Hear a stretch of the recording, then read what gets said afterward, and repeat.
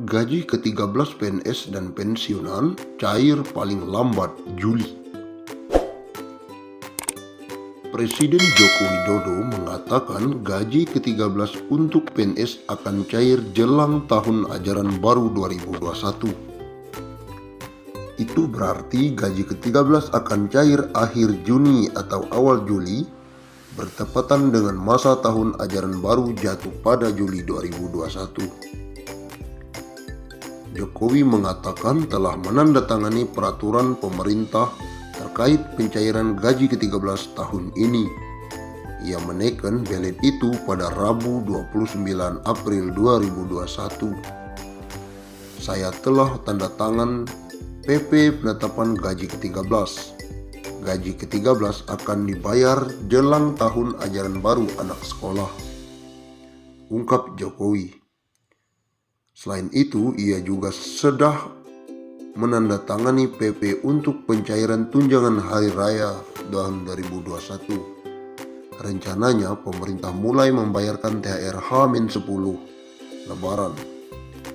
Pemberian THR ini program pemerintah untuk dorong konsumsi, peningkatan daya beli yang diharapkan jadi daya ungkit ekonomi, terang Jokowi. Dalam pembayaran THR kali ini, pemerintah memasukkan komponen tunjangan pangan.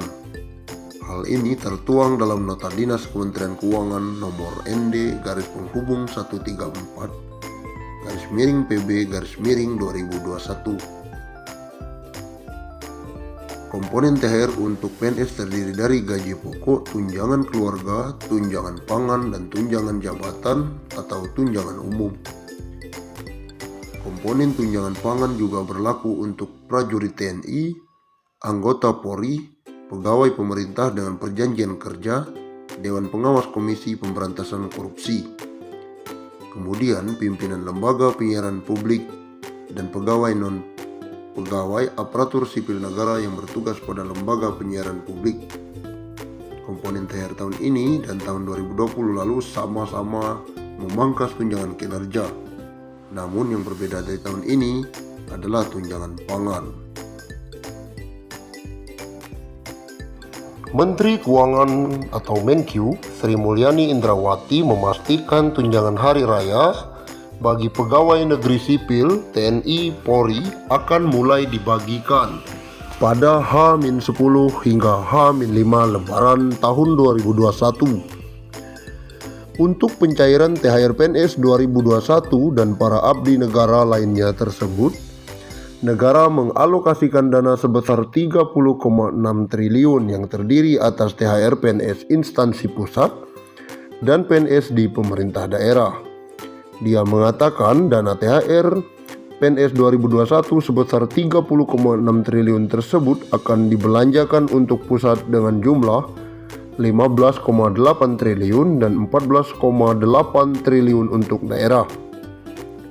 THR PNS 2021 terdiri atas gaji pokok, tunjangan keluarga, tunjangan pangan dalam bentuk uang, dan tunjangan jabatan atau tunjangan umum sesuai jabatan. Sementara THR dan gaji ke-13 bagi calon PNS terdiri atas 80% gaji pokok, tunjangan keluarga, tunjangan pangan dalam bentuk uang saku, dan tunjangan umum. Komponen THR yang diterima pensiun masih sama, tetapi bedanya gaji pokok diganti dengan pensiunan pokok. Sri Mulyani lalu membeberkan alasan besaran THR PNS 2021 tak memperhitungkan tukin, sebab APBD masih mempunyai instrumen utama dalam pemulihan ekonomi akibat pandemi COVID-19.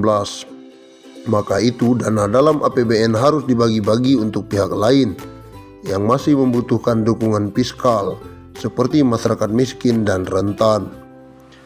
Pemerintah memahami dalam situasi tahun ini COVID-19 yang membutuhkan dana dan anggaran APBN bagi penanganan dan pemberi perhatian bagi masyarakat. Oleh karena itu, tahun 2021 pemerintah memutuskan pemberian THR dilakukan seperti pada tahun 2020 dalam bentuk gaji pokok dan tunjangan melekat, kata Sri Mulyani. Wanita yang akrab disapa Ani ini mengakui ada beberapa pos pengeluaran yang harus didanai APBN, meski sebelumnya pos pengeluaran itu tidak ada dalam anggaran.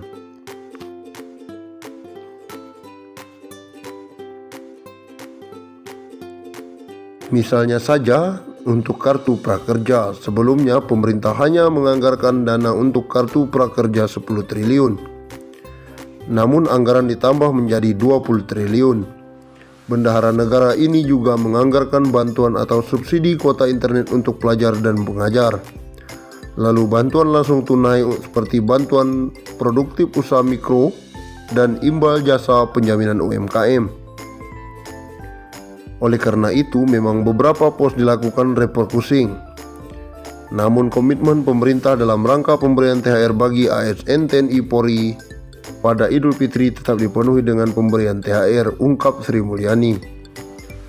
Tercatat, pemerintah menganggarkan dana 699,43 triliun dalam program pemulihan ekonomi nasional.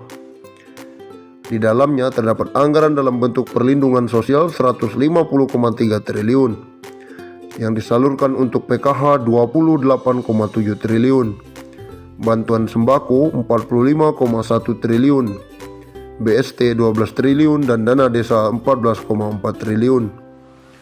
Dana PEN juga antara lain diberikan untuk mendukung kinerja sejumlah perusahaan BUMN.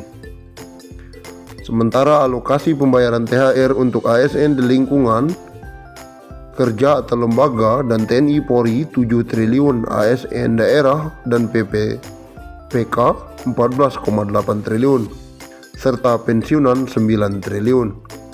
Kebijakan ini diharapkan akan menjadi salah satu faktor pendorong konsumsi masyarakat, sehingga dapat membantu akselerasi pemulihan ekonomi, ungkas Sri Mulyani. Baru-baru ini muncul sebuah petisi terkait kekecewaan para pegawai negeri sipil soal besaran tunjangan hari raya atau THR PNS tahun 2021. Musababnya pemerintah memangkas besaran THR PNS pada tahun ini cukup besar, di mana komponen THR PNS 2021 hanya berupa gaji pokok dan tidak menyertakan tunjangan kinerja. Dilihat dari petisi tersebut, THR dan gaji 13 ASN lebih kecil dari UMR Jakarta. Petisi itu sejak 1 hari lalu kini sudah mendapatkan dukungan sebanyak 11.788 orang. Menteri Keuangan Sri Mulyani Indrawati telah memberikan statement bahwa THR dan gaji ke-13 ASN